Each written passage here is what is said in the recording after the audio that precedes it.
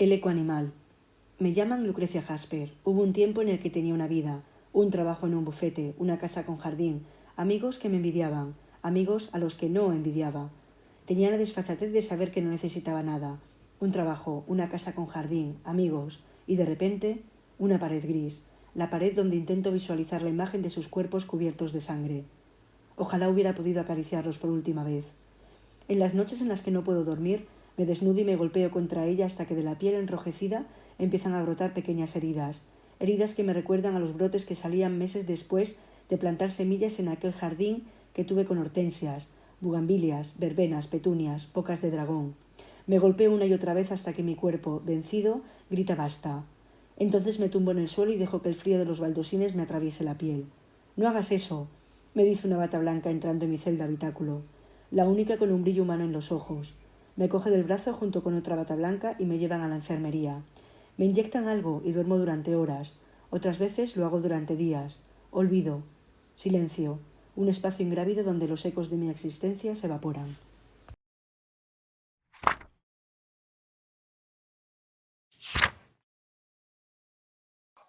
Bueno, pues bienvenidas, bienvenidos a un encuentro jarchero en casa. Esta vez me hace mucha ilusión presentaros el nuevo libro de Silvia. Silvia, este es un libro de relatos publicado por In Limbo Ediciones. Silvia nos va a presentar estos 15 relatos acompañada por Ana Martínez y Mateo de Paz. Silvia es profesora de inglés, es filóloga, es profesora de inglés en el IES Joaquín Rodrigo y bueno, pues ya ha escrito muchos relatos, ha participado en muchos certámenes literarios y este es su primer libro de relatos. 15 relatos cortitos, inquietantes, muy profundos, en los que la realidad se ve muchas veces pues cortada o violentada por extrañezas, oscuridades, silencios y bueno, lo cotidiano se convierte en terrorífico o simplemente se convierte en situaciones oscuras o complejas de entender para sus personajes. Para presentar este libro de Silvia tenemos el placer de contar con Ana Martínez, que es la editora de In Limbo, que es la editorial que se ha aventurado a publicar el libro de Silvia. Ana lanzó junto a otros compañeros In Limbo Ediciones, es una editorial pequeñita de Albacete, que hace un poquito más de un año se lanzó en pleno tsunami a editar libros de gran calidad literaria en los que os interesa sobre todo la poesía y los relatos y la narrativa en los que albergan oscuridades y fisuras en las que se escapa lo cotidiano y entra lo tenebroso, a veces lo violento o lo inexplicable. Bueno, ya nos contará Ana un poquito más y solo doy paso también a Mateo de Paz, que también es amigo de Jarcha y profesor de lengua y literatura del IES Joaquín Rodrigo. Y bueno, pues escritor también. Presentamos Las discípulas hace un tiempo en Jarcha, su primera novela, que nos dejó pues muy buen sabor de boca. Y bueno, pues es un gran agitador de cultura y un gran animador tanto de sus alumnos como de todos los amigos que le rodean siempre. Así que os dejo con Silvia, os dejo con Ana y con Mateo y con La belleza de los muertos. Muchas gracias, Rocío. Muchas gracias, Rocío. Gracias. Bueno, tuve la suerte de de leer el libro de Silvia en folios, manuscritos antes de que fuese editado, y sí que he notado bastantes cambios, no solamente lo que es en la estructura del libro, sino que ha aumentado lo que es el número de textos que ha incluido, ha cambiado los títulos, ha corregido, por supuesto, el estilo, lo ha mejorado muchísimo. Ha pasado, por lo menos desde que yo lo leí, de 9 cuentos a 15. Ya digo, con el propio cambio de título, de cómo se titulaba antes a lo que tenemos ahora, que es La belleza de los muertos. A mí siempre me ha costado mucho encontrarle un sentido, lo que decía un libro de cuentos, sobre todo porque la estructura, digamos, yo intento buscar siempre un acomodo en la estructura de los libros, y a veces la estructura, igual que en el libro de poesía, parece quedar marcada no tanto por los libros que uno incluye, sino sobre todo por los que uno elimina, por los que uno quita, de tal manera que lo que es en la estructura o en la morfología del texto también deviene el sentido, ¿no? El sentido completo. Yo diría que el asunto central de La belleza de los muertos es el tema de la fragilidad, algo que se va repitiendo en muchos de los textos, no solamente que aparezca ya como palabra descriptiva de los personajes o de sus acciones, sino que, digamos, parece que ser la atmósfera, ¿no?, que rodea a todos ellos. Esta fragilidad aparece desde 2 puntos de vista, tanto la individual como la colectiva, sobre todo en uno de los relatos, que es Tiempo sin voz. Esta fragilidad aparece de forma individual en la posibilidad de la muerte de uno de los personajes, en el rompeolas, y al mismo tiempo también en los atentados de las Ramblas de Barcelona. Sobre esto de la edición, lo que le puede llegar a costar, lo que es a un editor, a mí me gustaría saber cómo fue ese proceso, sobre todo a ti como editora, Ana, ese proceso de enfrentarte a lo que es una escritora novel, que no lo es tanto, porque tiene, digamos, un peso bastante grande ya por sus conocimientos de la literatura española, pero sobre todo fundamentalmente inglesa.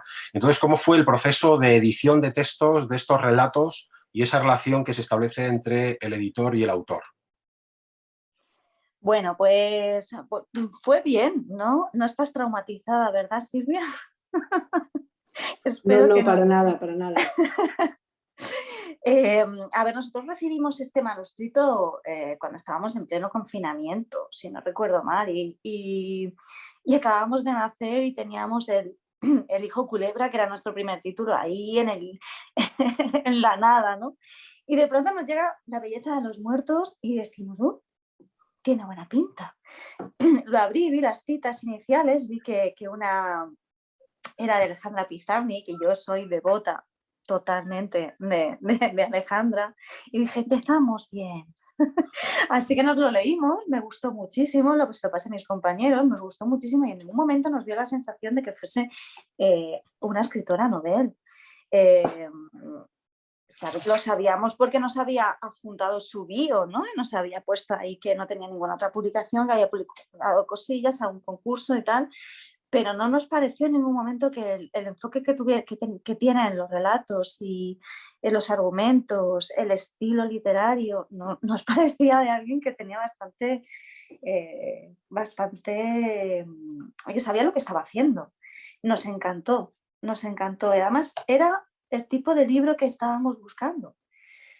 Porque sí que ciertamente nuestra colección de narrativa tiende a lo oscuro, tiende a lo inquietante, tiende a lo perturbador, decimos siempre de esto de una manera muy amplia, y ahí caben muchas cosas, cabe la literatura, la narrativa de terror, cabe ahí, pero también caben este tipo de textos como La belleza de los muertos, que no es terror, que son de corte realista, no hay apenas quitado algún cuento, pero está de una manera muy leve. No hay elementos de lo insólito ni elementos fantásticos, y sin embargo te quedas ahí con un regustillo que dices, madre mía, aquí va a pasar algo. y es ese concepto de lo inquietante sutil que nos gustaba mucho. Entonces nos lanzamos, vamos, sin dudarlo, teníamos que sacar esto. Luego, ya cuando nos pusimos con la edición, pues nada, fue todo un poco de hablar entre nosotros y ir puliendo en el texto, ¿no? Se cambiaron algunos cuentos, Silvia tuvo que sacar uno, lo sustituyó por alguno más, y fuimos entre las dos corrigiendo. La verdad que fue bastante rápido y creo que, como hemos dicho, poco traumático. Yo es que soy una editora que se mete mucho en los textos, o sea, los miramos mucho, los repasamos, hacen propuestas al autor de cambios si vemos que hay alguna cosa ahí que flojea, que se puede mejorar. Y Silvia, como es una autora también muy comprometida con la causa y que se lanza pues eso a la revisión con alegría y fervor, pues yo creo que hemos sacado un libro bastante redondo, con una altura literaria bastante grande, que ya digo que no parece en absoluto, lo único que hace indicar que es una autora que tiene poca experiencia en publicación, que no en escritura, es su bio. Por lo demás, este libro, vamos, yo creo que 100% redondo. No sé si he contestado a tu pregunta, Mateo. Sí, claro que has respondido a la pregunta. Bueno, yo, mira, bueno, ya un poco ya yendo, digamos, al grano de la autora, ¿no? Para que entre ya también en materia. Yo he visto en su libro, sobre todo ahora con esta tercera lectura que he hecho ya de su texto, ¿no? Que hay dos tipos de cuentos, sobre todo aquellos dedicados a los padres y a los hijos, ¿no? Donde, digamos, la presencia sobre todo de los niños son muy importantes, pues sobre todo porque se demuestra esa fragilidad, ¿eh? Y donde hay padres represores, pero también hay padres protectores, y aquellos sobre el rechazo y la separación, ¿no? Que digamos que serían dos. Por un lado, los de los padres y los hijos represores y protectores, y por otro lado, esos textos sobre el rechazo, la separación que sienten los personajes en textos como Volando tres aerostáticos, Perro de sombra alargada, en el propio Tiempo sin voz que hemos visto antes. En La futilidad, por ejemplo, que creo que era el segundo o el tercero de los cuentos, hay una mujer que vende libros y que entra en un negocio, ¿no? Atendido por una madre y una hija, que está allí la hija como en una esquina. En él yo he visto un símbolo que es el del pájaro enjaulado. En mi opinión, este representa a la propia hija encerrada, ¿no? Eres muy simbolista, porque lo he visto en varios de tus cuentos, pero no solamente representa a la hija encerrada, sino representa sobre todo también a la propia madre, casi como una representante de la cárcel de la adolescencia, ¿no? La adolescencia parece una época bastante propicia para huir, y en este caso lo hace la hija a través de las redes sociales, que ya está ahí siempre mandando mensajes a través de WhatsApp, etc. Además quiere ser escritora, que esto es curioso, la hija quiere ser escritora, que es una especie de escape romántico, ¿no? Para ella. La madre además no confía de los propósitos, es decir, ella ve que esto de ser escritor o escritora, pues para ella es casi como una cosa totalmente idealizada. ¿Tú crees, Silvia, o para ti, mejor dicho, la literatura es una vía de escape? ¿Por qué escribes, no?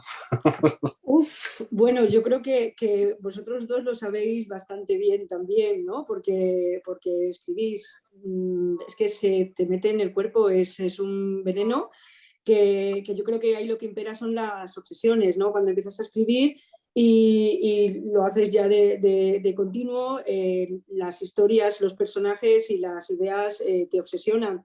Yo creo que has descrito muy bien los temas que imperan en el libro, porque como tú dices muy bien, Mateo, al final hay libros de relatos que no tienen un vértice común, y a mí me obsesionaba mucho. Yo creo que es algo que comenté mucho con Ana, además a la hora de toda la revisión, que para mí fue súper enriquecedora hacerla con ella. Es que estaba muy obsesionada con el orden de los relatos, precisamente por esos temas, ¿no? Y para mí para mí escribir es una necesidad, ya. O sea, yo no es una evasión, aunque algunos personajes, digamos que tienen esa carga simbólica, por ejemplo, la niña de La futilidad, que parece que está evadiéndose todo el rato de la realidad, pero no es una evasión, para mí es una forma de entender la realidad, y sobre todo creo que lo dice Cristina Fernández Cuevas, ¿no? De viajar hacia otros lugares y habitar otros mundos. Hay gente que, por ejemplo, que a veces me ha comentado en la lectura del libro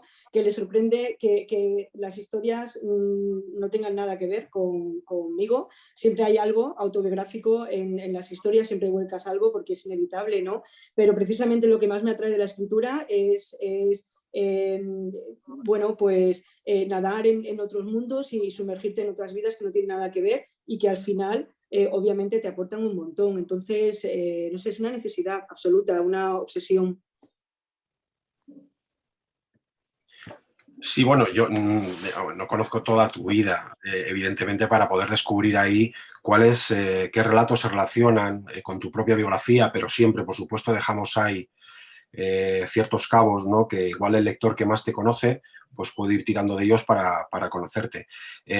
Antes, cuando yo hablaba de la inocencia, sobre todo de esa relación que hay entre la infancia y la edad adulta, de esa frontera, es que se va repitiendo en muchos de los textos, ¿no? Siempre hay personajes que son hijas o hijos, pequeños habitualmente, madres que buscan, ¿no? Como por ejemplo en el de también sobre la Almanieva, ¿no? Donde de pronto, bueno, están hablando los soldados con alrededor de esa abadía, ¿no? Donde hay una mujer que está hablando con uno de estos soldados y de repente llega una mujer de largos cabellos blancos preguntando por su hija, ¿no? Que dice, mi hija, ¿dónde está mi hija y mi niña, ¿no? De nuevo aparece esa relación entre la madre y la hija, o en el de La grieta en la mejilla, donde el padre visita también Nueva York para estar con su hija en coma tras un accidente. En el eco animal ha perdido la memoria por un hecho traumático, ¿no? En Los Rosales sucede también lo mismo, o sea, la presencia de la niña, esta Francisquita, de la que antes hablábamos, que habías mencionado, ¿no? Casi como estuviese aquí el espíritu de ella, ¿no? Cuando nos ha costado entrar a la reunión. Su cuerpo modificado, además, está envuelto en ese vestido blanco, que a mí me recuerda mucho, no sé si has leído, a un personaje de Sierva María de Todos los Ángeles, que es un personaje de Gabriel García Márquez, de Amor y otros demonios, y que incluso hay cierto realismo mágico, ¿no? Cuando van a sacar el cuerpo del ataúd y se queda como levitando, ¿no? Por ese viento que al final son cenizas envueltas en un vestido blanco y poco más, ¿no? Además, es muy curioso este personaje, me gusta mucho porque tanto su vida como su muerte han estado sometidas, ¿no? al escrutinio diario de las malas lenguas de los pueblos, de las creencias misteriosas. Ya digo, ese cuerpo de ceniza erguido, ¿no? Por el viento, como un espíritu que se queda ahí bamboleando. Es una niña que ha sufrido incluso hasta la propia muerte, ¿no? Por ese Sí. desenterramiento que ha tenido. ¿Por qué este interés tuyo por los niños? ¿Por qué este interés por la inocencia y esa relación que hay con la edad adulta? Pues la verdad es que yo creo que me atrae mucho el mundo de los niños en confrontación con el mundo de los adultos, por toda la inocencia que parece bueno, que tienen en confrontación con el mundo un poco, digamos, agresivo que pueden presentar los adultos en cierto momento. Yo creo que has descrito muy bien todos los temas presentes. Me gusta mucho hablar de la fragilidad de los niños, pero también de esa presencia o esa especie de conflicto que ellos crean en el mundo de los adultos, ¿no? Por ejemplo, Francisquita, que además está basada, no es una referencia, no lo escribí como una referencia a Gabriel García Márquez, sino que me encontré con esa historia en la prensa, en una prensa de tirada nacional, y me pareció increíble que una familia hubiese estado desde 1917, que fue cuando pasó digamos, el asesinato de la niña, hasta los años 80 encerrados, ¿no? Entonces lo que me sedujo de esa historia es como la inocencia de una niña de 7 años que es asesinada sin más, bueno, pues permanece en la vida de los adultos como una manera también de que los adultos se confronten con sus propios conflictos, como pasa, por ejemplo, en Círculos, ¿no? En el relato de Círculos está el conflicto del niño adolescente que supuestamente ha contribuido al abuso sexual de una compañera y la niña que está bueno, pues bailando con el aro, contando. Y a mí lo que me gusta es el conflicto que hace, o sea, que provocan los niños con respecto a los adultos. Esa especie de dicotomía entre el mundo infantil y el mundo de los adultos y de qué manera los adultos intentan encontrar un equilibrio a ese conflicto que les provocan los niños y que le hacen encontrar una especie, que les obliga a encontrar una especie de equilibrio en su existencia, como pasa, por ejemplo, en Círculos.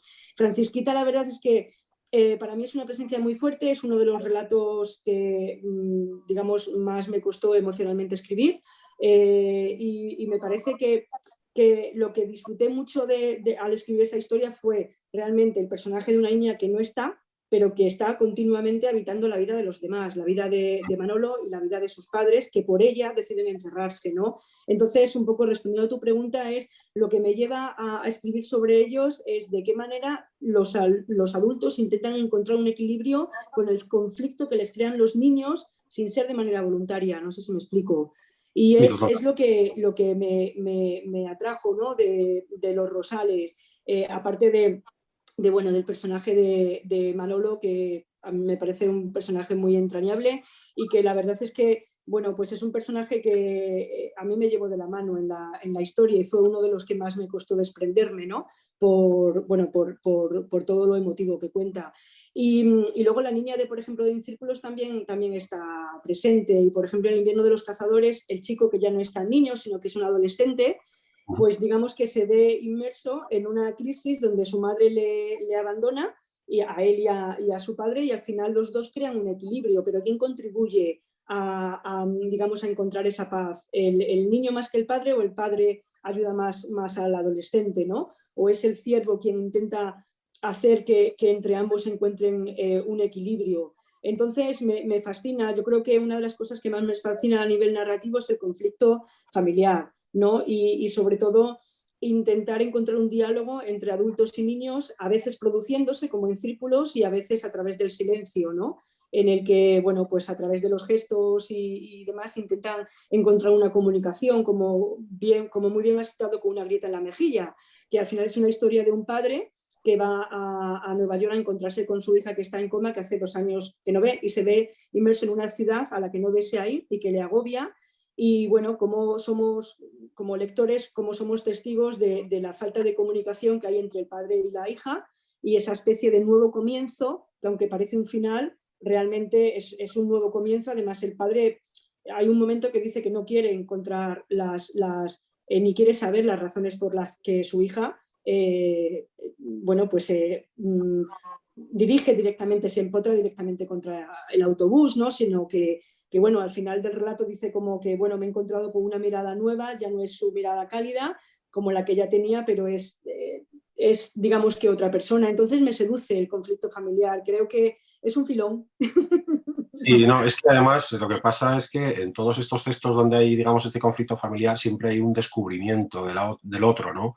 Ya sea de los hijos a los padres o de los padres a los hijos.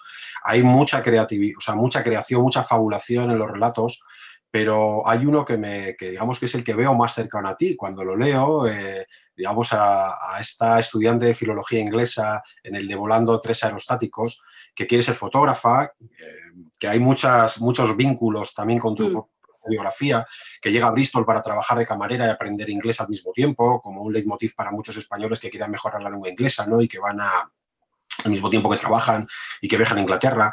Este personaje conoce a Jess allí, que es otra fotógrafa, también como ella, pero con la experiencia de tener varios años más que la narradora. Esta relación de amistad se va fluyendo, ¿no? Entre la narradora y Jess, va madurando poco a poco, entre fiesta y fiesta, hasta que una noche en casa de Jess hay una reunión de varios amigos en la que sucede un imprevisto, ¿no? No quiero tampoco mencionarlo porque sería como destripar el texto, ¿no? Es una cosa que me ha gustado mucho en este cuento, está sobre todo en la descripción que hace la narradora de Jess, que no es tampoco una descripción real, sino que es casi como una fabulación, porque es un erotismo construido en un escenario, diríamos que soñado por la narradora, porque ella la ha imaginado antes de lograr mantener una relación más estrecha con ella, mientras la espiaba cuando estaba dormida, veía su boca entreabierta, los muslos desnudos, las delgadas muñecas que describe muy bien, ¿no? Que ella quiere acariciar. De hecho, a mí lo que me parece que en su ensoñación y en su deseo está el conflicto, ¿no? Sobre todo lo que se desea frente a la realidad, que luego, ese choque que hay, ¿no? El deseo frente a la realidad. ¿Tú estás de acuerdo con que las cosas nunca salen como esperamos? Hombre, por supuesto. Nunca, sobre todo cuando hablamos de fabulación y de deseo, ¿no? Está clarísimo. Además, me gusta mucho que menciones este relato porque creo que es uno de los favoritos de Ana. Sobre todo... Sí. Es una maravilla este texto, sí. Es uno de los más perturbadores. Sí, sí. Por lo que pasa en la fiesta, ¿no? Que no desvelamos mucho. Sí. Sí, sí. Me gusta además que la gente incluso haya pasado alguna página, no sé si Rocío, si a ti te ha pasado, que había gente, me ha comentado que bueno, que pasaba un poco alguna página y demás. Bueno, yo creo que era una deuda, la verdad es que es el único relato que podría decir que tiene más elementos autobiográficos, que quería, bueno, pues evocar una época que sí que viví, en un espacio real y con personas reales, pero con acontecimientos totalmente fabulados, ¿no? Y los elementos de la fiesta incluidos.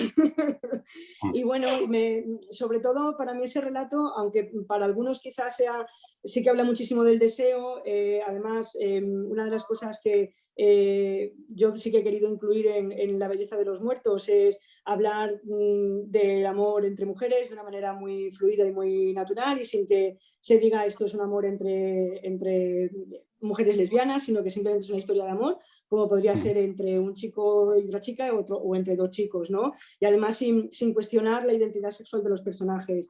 Y bueno, y sí que es una historia de deseo y una historia de que nunca, como tú muy bien dices, Mateo, nunca pasan las cosas como fabulamos y como deseamos. Es una fabulación de una chica que tiene deseos por otra chica y que, bueno, pues se da contra una farola, ¿no? Su deseo se empotra contra una farola y ahí se acabó todo.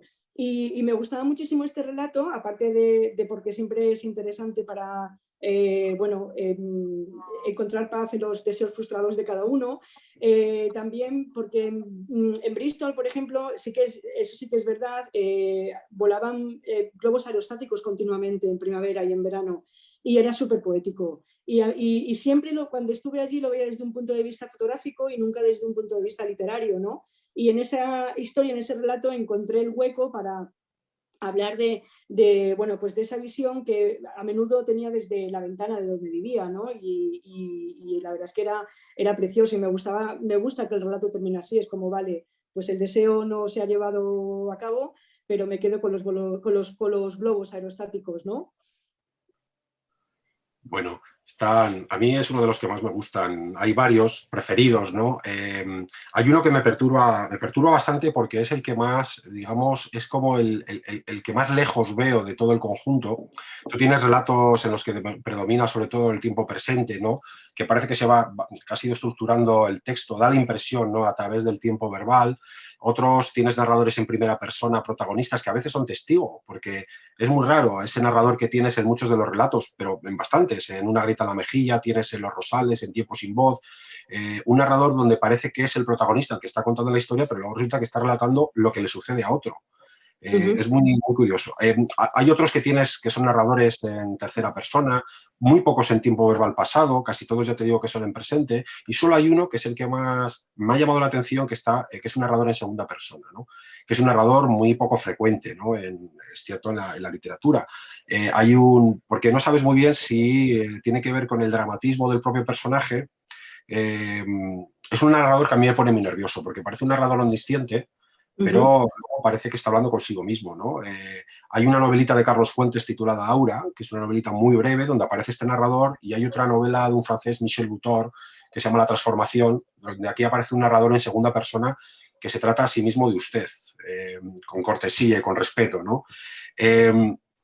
¿Por qué esta predilección por el tiempo verbal presente y qué querías, sobre todo, conseguir en este relato, en lo que el viento nos trae? Bueno, pues la verdad es que, como tú muy bien dices, un narrador en segunda persona es muy incómodo y además es muy incómodo escribir cuando lo narras, ¿no? Porque es como si te dirigieras a ti, el personaje se dirige a sí mismo, incluso el tiempo verbal, que además es en presente, resulta, cuando lo escribes, puede resultar un poco tedioso, que al final no lo es, pero sí que puede dar esa sensación. Me atrajo el personaje, me atrajo el contexto. Era un personaje que bueno, pues que piensa que lo vale todo, que cree tenerlo todo, sobre todo con respecto a las mujeres, y me gustaba bueno, no es un monólogo interior, pero sí que es un diálogo entre su conciencia y él, ¿no?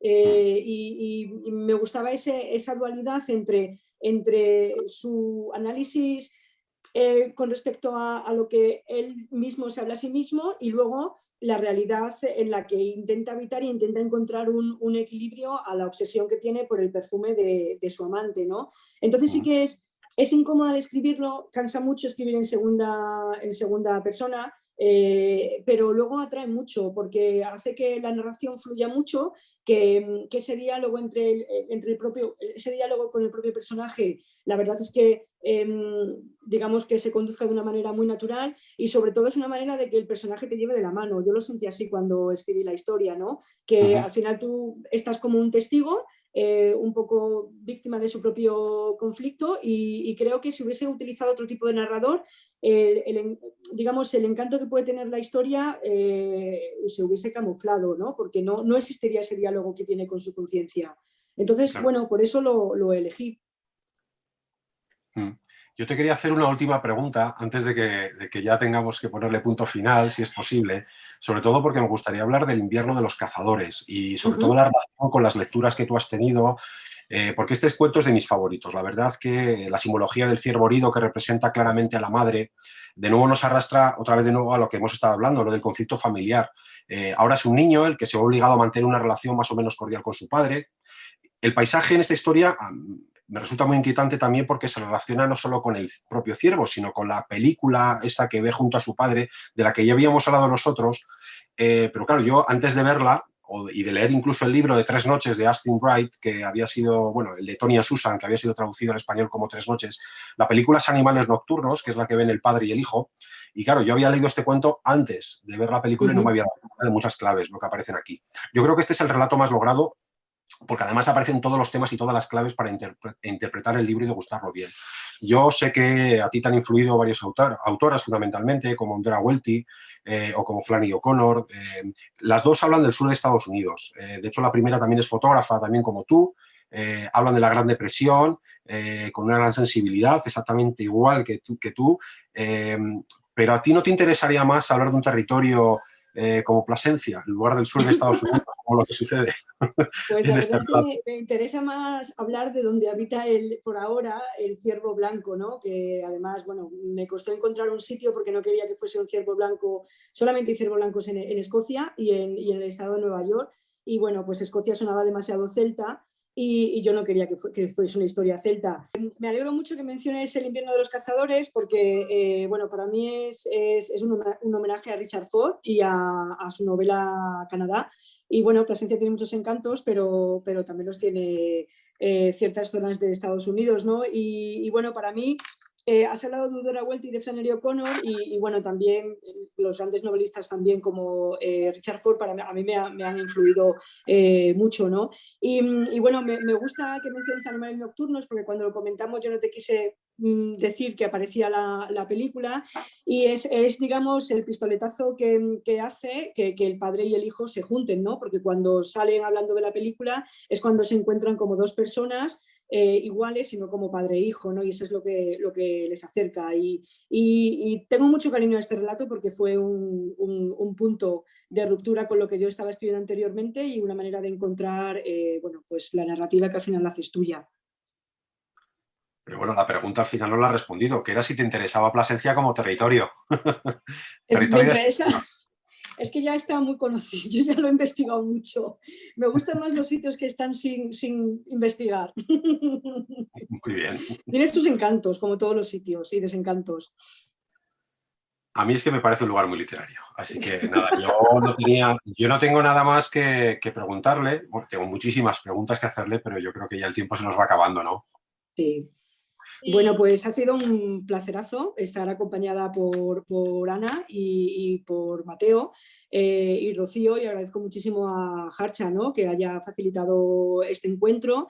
Y bueno, pues al final nos tenemos que aclimatar a las circunstancias y la verdad es que me emociona mucho que la primera presentación haya estado acompañada, por supuesto, por Ana y por Mateo, ¿no? Así que muchísimas gracias por acompañarme en esta aventura. Nada, Silvia, muchísimas gracias a ti. Y a ver si esta es la primera de muchas más y además presenciales que tenemos pendiente. Sí, además es que Ana y yo no nos hemos visto, o sea, no nos hemos dado un abrazo y ese abrazo se está haciendo mucho esperar. Pero cuando llegue será maravilloso. Será, vamos, sí, un año después, a ver si ya nos vemos y nos damos. A ver si este verano se puede hacer alguna cosita. Hay que propiciarlo, hay que propiciarlo. Muchas Y gracias, nada. Silvia. Gracias, Ana y Mateo, por compartir este ratito.